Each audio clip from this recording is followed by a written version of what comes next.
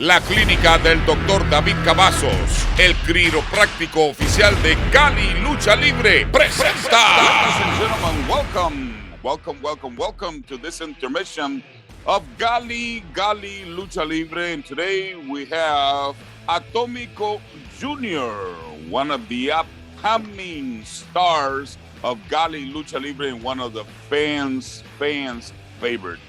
Atomico, how you doing? I'm doing pretty good. How about you? Let me reiterate this. Atomico Jr, how are you doing? I gotta be clear. I'm doing amazing. Doing pretty good. I'm excited to be here. Pretty nervous, but ready. Oh, don't worry about it. Don't worry about it. This is just like a couple of buddies having talking about the greatest sports of which is lucha libre. Tell me, how did you get started in this beautiful sport? Well, I was about 5 years old when I started. I started training when I was 5, but before that I was doing like soccer, like little kid soccer, but I realized that soccer wasn't really for me. I started like watching my dad go to train, and I watched my older brothers, Golden Dragon and El Traidor. I watched them train, so I was like, oh, maybe I'll try this out. Maybe this is for me. And yeah, I got started training when I was 5. I was taught by Discovery, who was obviously my teacher. I started off with him, and then I realized like wrestling right there was like right there for me, because wrestling gave me like, I don't know, like an adrenaline or like an emotion that soccer really didn't give me. So I chose wrestling over soccer because it was something exciting for me, and I really enjoyed it when I started. You touch a very valid point in there with your brother and your father. Coming from a wrestling family, obviously, and that's you're a natural. You're a natural, and when you step in the ring, and I have had the pleasure of calling a few of your luchas, you're all business. It's like, here we go. What you got? You feel that way, or not, or am I not correct? I mean, it depends on like the match I'm having. Sometimes like if I'm like nervous, like I'll get pretty nervous depending on like the match I have. Like this past two shows ago on the tribute to Discovery show, I was like really nervous because I had the opportunity to wear his gear that he originally wore. So I had the opportunity to wear that, and like in the back I was just like this, just like shaking, and then I was really nervous. But it really depends on the match for me. Like if I'm like already comfortable with the person I'm already working with, and then all the nerves just go away, and I'm just like, once I walk out that curtain, it's just like pure confidence and like just pure determination to really get a good match going on.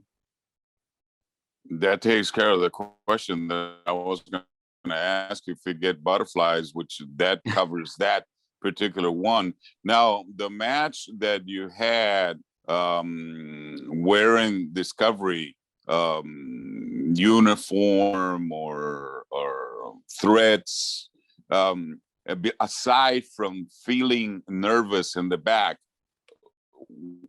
and you enter the ring, what else is there? What else can you confide without overstepping my boundaries here?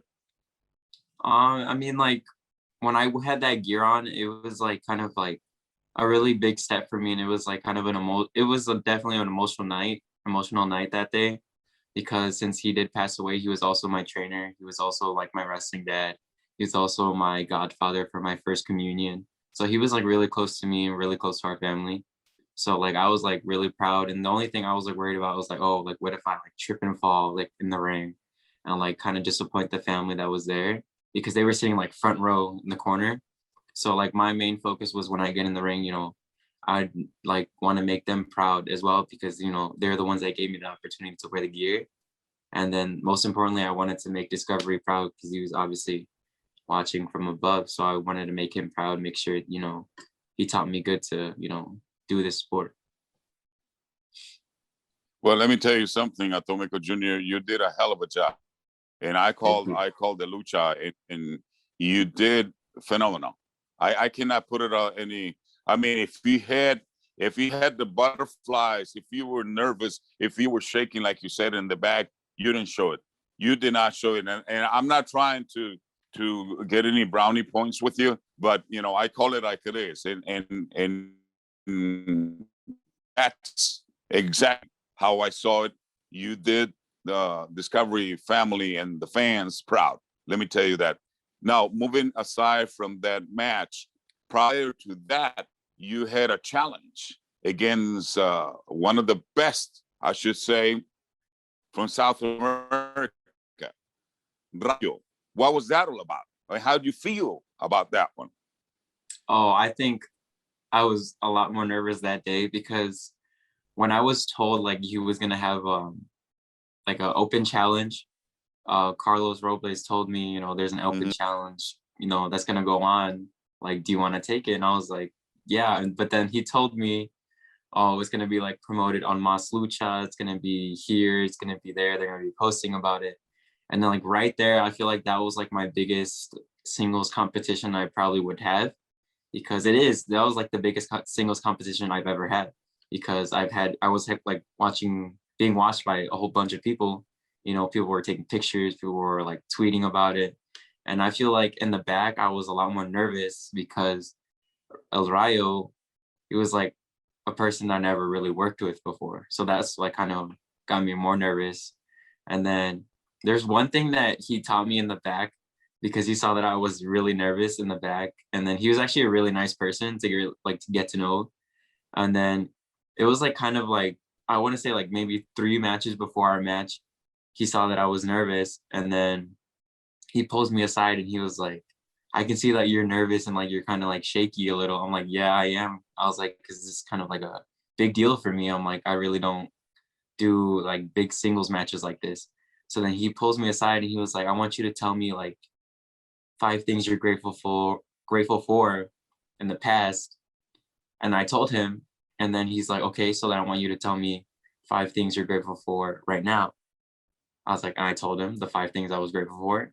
And then he was like, okay, now last, I want you to tell me the 5 things you're grateful for in the future, but make it sound like you already did them. And I told him. And then I went from like this to like straight like confidence. Like my confidence went from like down here to like all the way up here. And I was just like calm the entire night until I got into the ring and I was like, it's showtime, you know? It was like I was like already like calm, all the butterflies were gone, and I was just ready to, you know, give a good show. I had followed you, and I had called again something redundant here since I've been with Gali doing the play-by-play and behind the camera and the microphone, as you know. And I had seen how you're growing in this business into a plateau that you are not there yet, but you, my friend, you are in your way there. And for that, I'll congratulate you. Keep it up, which brings me to the next point or question. What would you tell the younger crowd that is coming up in this business and they feel the jitters, they feel nervous, they feel the butterflies, if you may? What would you tell them now that you have gotten some experience under your belt? I think I would like tell them, you know, have fun. You know, like if you're nervous, what I've always been told by my brother as well, he was like, if you're not nervous before a match or nervous for a show, it just shows that you're not into the wrestling, you're not into lucha libre, you're not into like your style of type of wrestling. So if you don't show that you're nervous, it, you know, kind of doesn't seem like you want to be here. But what I think is that if you're nervous, kind of just like boost yourself up and just like think to yourself, you know, I'm gonna do this. I'm gonna go out. I'm gonna show the crowd, you know, why I'm here, why I deserve to be here. Really, just like kind of hype yourself up. I like to do. I hype myself up in the back too, and I like to hype up the students of Gali because you know sometimes they get nervous just like I do.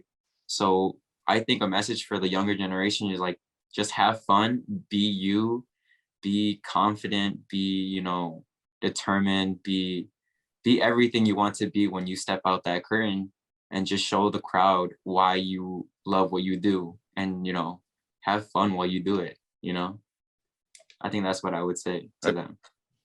That's great. That's a great suggestion. Great advice from an upcoming, in my words, my view, is a superstar in the making, Atomico Jr. And I hope to see you, in that plateau, and keep calling your matches. Now, moving on to, you mentioned the crowd, to perform for the crowd. Do you hear them when you're in the ring, or do you block them out and concentrate on the task at hand? I definitely hear them all the time. I feel like it helps me a lot, because if I'm like hitting someone or being down someone in the corner, or giving a loud chop, and they're fired up, and they're going like oh tra, right?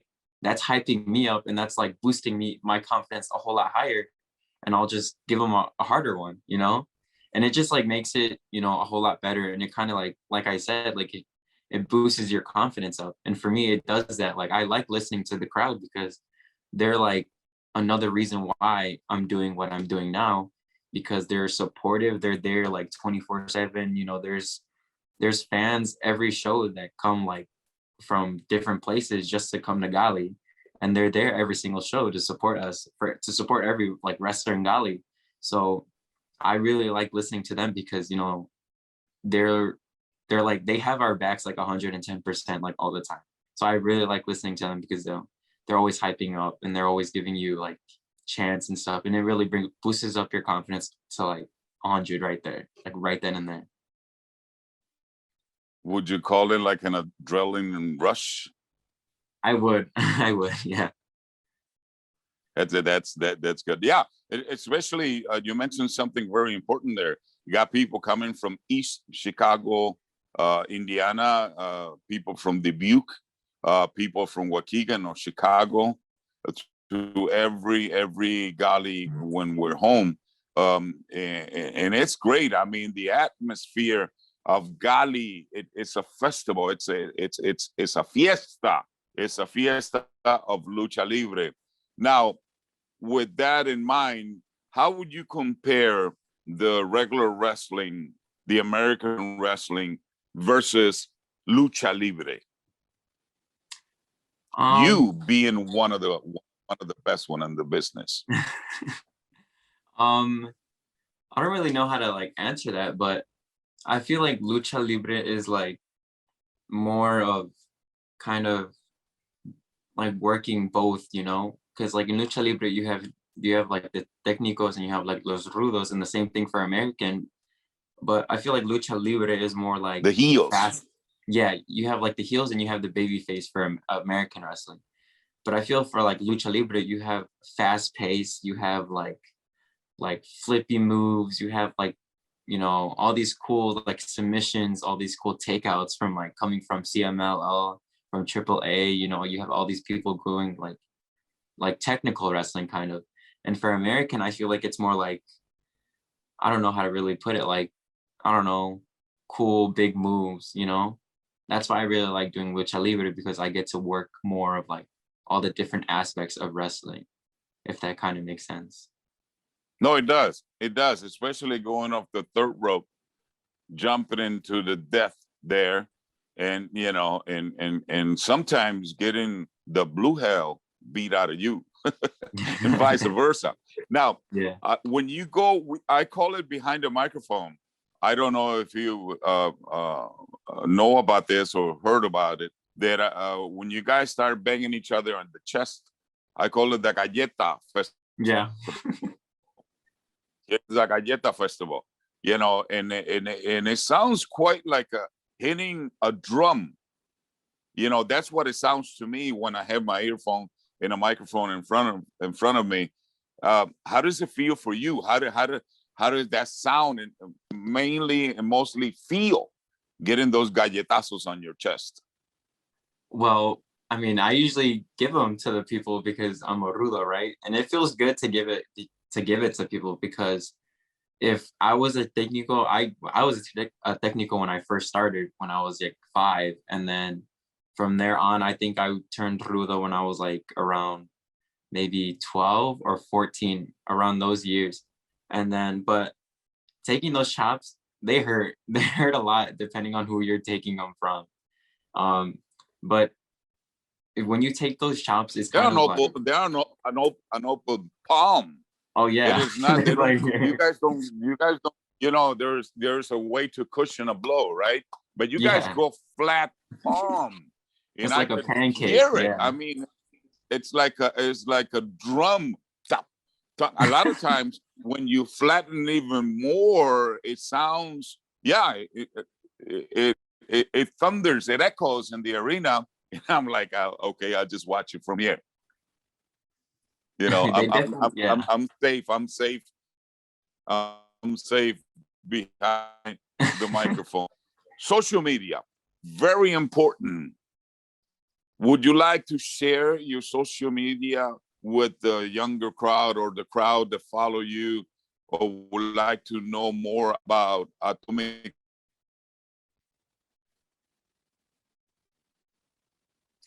Yeah, so you can find me on Facebook on Atomico Jr.